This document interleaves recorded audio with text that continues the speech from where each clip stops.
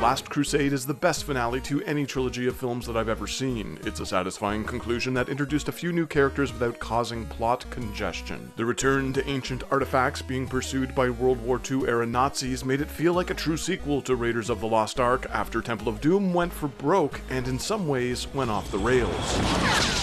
I love all three, but think the formula would have become a little tiresome if they all followed similar themes. Crusade is definitely my favorite. Sean Connery, an inspired bit of casting right there. Some would say an obvious one. Spielberg himself had wanted to direct a Bond flick at one point, and Jones was in a lot of ways his response to that non-character. As much as I dig old 007 movies, probably in an unhealthy way, the Indiana Jones series is my favorite trilogy of all time. They're all perfect. When it comes to video games based off of the three films, they are what they are, and The Last Crusade has some of the worst adaptations in the medium. It also has one of the best. But first, the worst. 1991, 2 years after the movie dropped in theaters, we were gifted this sloppy pile of garbage on the NES. Taito had their mitts all over this thing, from development to production, and it's a messy chore. They were one of those companies where you never knew what you were going to get. Sometimes an inspired bit of artistry, other times inexcusable dog shit. This falls into the latter category, but I'd argue that it's still the best of the action games based on the movie. Here, they decided to ignore the entire opening sequence from the film as a young indie, which I'm fine with, but don't even get me started on this Coronado ship stage. Dr. Jones made it his life goal to search for the Cross of Coronado, yet somehow didn't think to investigate this vessel with the same name. Nauseating. How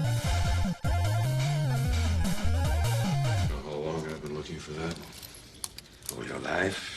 It says we need to find the cross. In reality, you simply need to Team America your way through a certain amount of baddies to force it to drop. Sloppy. These can barely be called stages. There's a sliding puzzle one close to the beginning that will turn anyone with an able mind completely off. Oh, it's on a super strict timer. Look at Indy though, swapping them tiles around. Admittedly, that's kinda cute, and how did they get Tim and brother Jeff Fallon to work on this soundtrack? The music is phenomenal. Yes, I'm a huge Fallen fan. This wouldn't be the first or last time he or they created incredible tunes for a piss-poor project.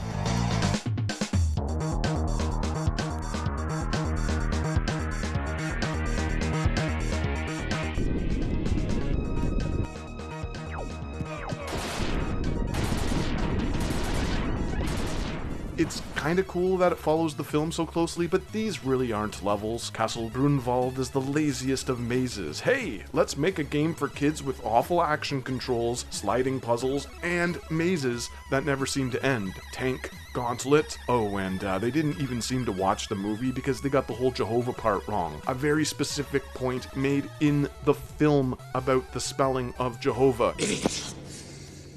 Latin Jehovah starts with an I. Could they have made this uglier? Like, I know looks are subjective, but isn't this kind of embarrassing? Think of where we were in 1991 when it came to video game graphics. This was a $2.99 weekend rental for me. I took it home on a Friday, beat it by Saturday afternoon, and every stage gave me a hard time. Not in a good way though. Honestly, even as an idiot kid, I felt ripped off. Idiot! This is just terrible, but probably the high bar because 2 years later, at least I think, this one's a quagmire of crap. Apparently it was developed by TierTech Studio Designs, which sounds like a canning company formed off the coast of New England, and NMS Software. It was released for everything under the sun. It's brutally challenging across the board, and this is coming from a guy who digs a difficult game, but here's the difference. Ninja Gaiden on the NES is a bitch, but it was clearly made with a lot of passion. There's rewarding difficulty, and then there's complete indefensible crap. All of these fall into the latter category for different reasons, but share the same flaw. They're all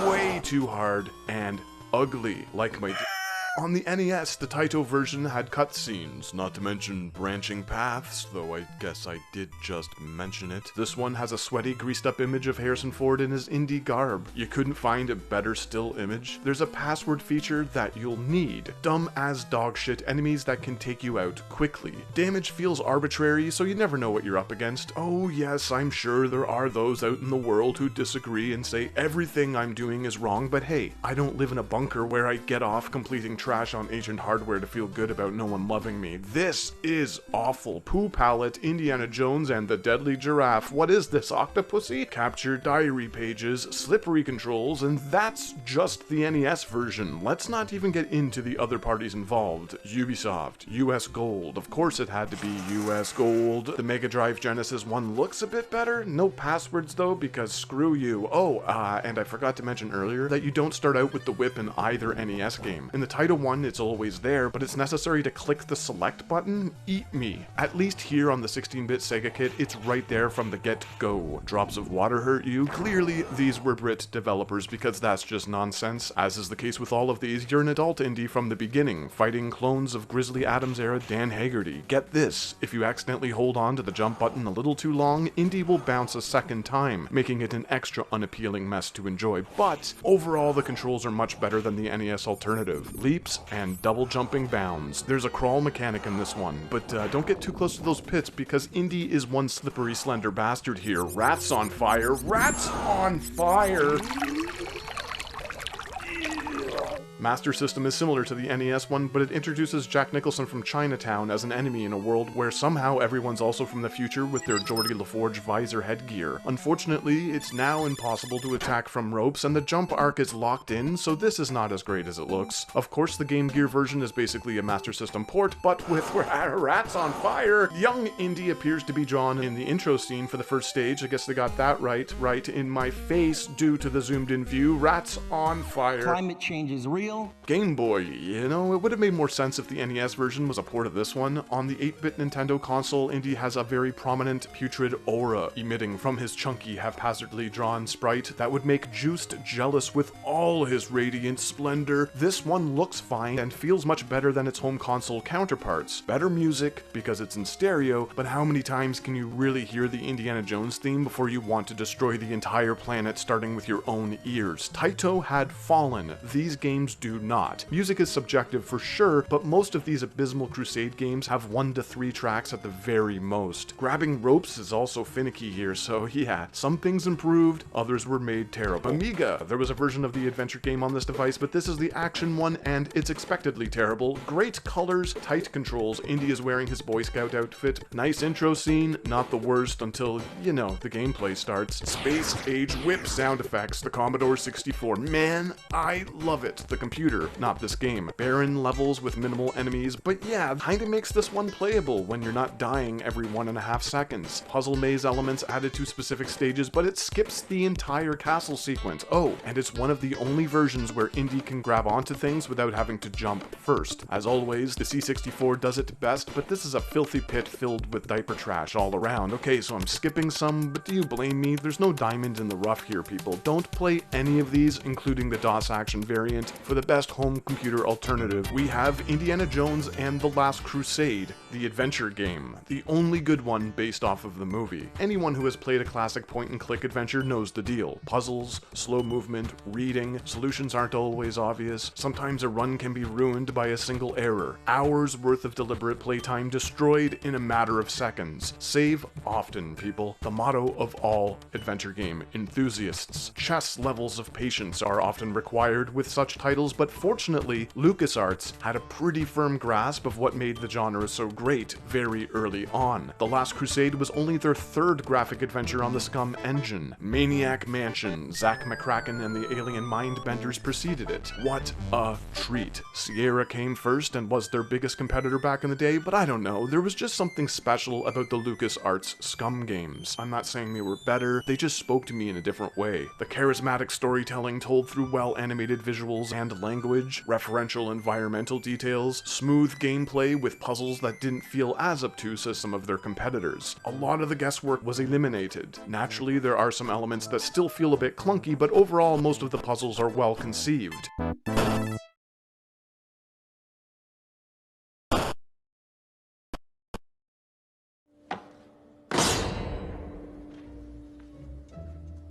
Things are easier if you've seen the movie, sure, but it's not a necessity. Logic is your best friend when the game is playing fair, but this was the Wild West of point-and-click titles, so you can expect a certain amount of, who was supposed to figure this out? There's a moment where Indy needs to acquire a wine bottle to store water in. Fair enough, but first it's necessary to check the label in order to put this pretentious dude in his place. The water is then used to dislodge a gunky torch. It's a bit of a stretch. Oh, and there's this very early puzzle that still doesn't make much sense to me. While visiting your dad's ransacked house, you're expected to turn over this bookcase, which has a microscopic bit of double-sided tape on the back. This is needed to acquire a key in Dr. Jones's office. As usual, I'm not going to spoil too much because The Last Crusade is widely available and I highly recommend it, but sometimes I felt like asking the developers where their collective heads were at. Rarely did this happen though, and the game isn't as rigid as this all the way through, thanks to the extremely clever IQ system in place. IQ standing for Indie Quotient. I'd say this was an inventive stroke of genius had it not been a borrowed idea from Sierra titles, but it's still a welcome addition here as it alters the way the puzzles play out. There are multiple paths to follow at specific points, making The Last Crusade exciting to replay. Unfortunately, the ending only offers up minor variations, but it's all about the journey, not the destination. Once Indy reaches Castle Brunwald, things start to really open up. From this point forward, it seems any solutions concocted by a player's imagination are possible, which is a monumental creative achievement as far as I'm concerned. Again, we're keeping spoilers to a minimum here, but back in the Venice library, certain books can be gathered to refashion certain puzzles. During this playthrough, I grabbed a biplane manual that enabled me to skip this entire Zeppelin sequence. You've chosen to follow the plot of the film a bit more rigidly, but don't have the cash for tickets? Distract this poor sucker with one of the Joneses while the other lifts a pair from his pocket. Don't have proof of purchase at all? Attempt to knock out the collector on the airship. It's a huge challenge though.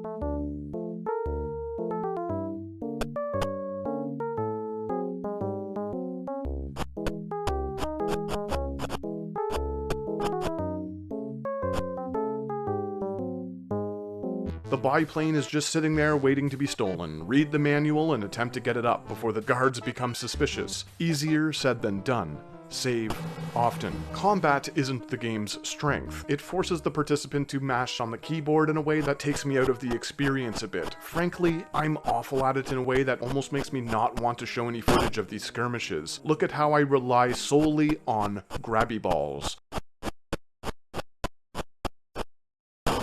Zero tact. There are ways of dodging, responding with heavier attacks, and being all around better at it, but I always avoided as many of these encounters as possible, which is entirely an option. The Zeppelin has some interesting bits at the beginning, but it all culminates in a lengthy escape sequence that plays out in the upper levels from a top-down perspective. This is easily my least favorite section of the game by a huge margin because it relies on stealthily sneaking around and forces combat when caught. Learning the path is beneficial, and a pacifist route is possible, but it felt like a crapshoot. Another part forces Indy and his father to shimmy across a room slowly through clicking commands that should have been more refined, but these are negative drops in a bucket of awesome. Plus, it's possible to escape safely if you decided to play a different way without ever having to go through this agonizing sequence. I'm glad I failed though, because I wouldn't have experienced this brutal scene.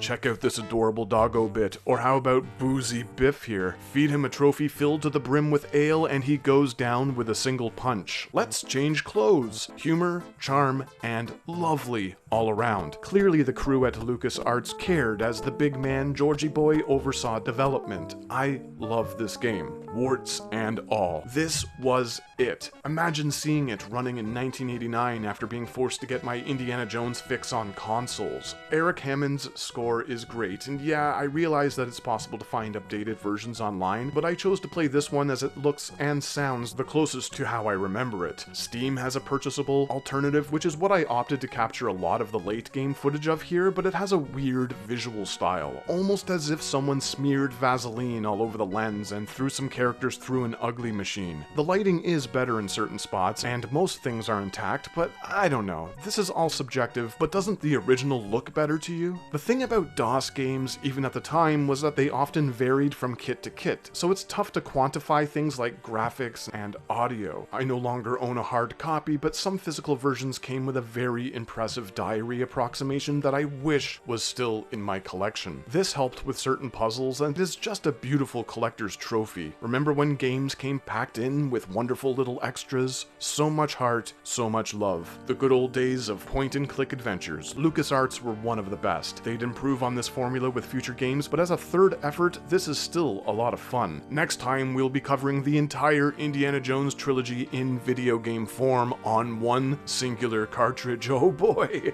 I can't wait for the hate I'm about to receive for this next review. So, stay tuned.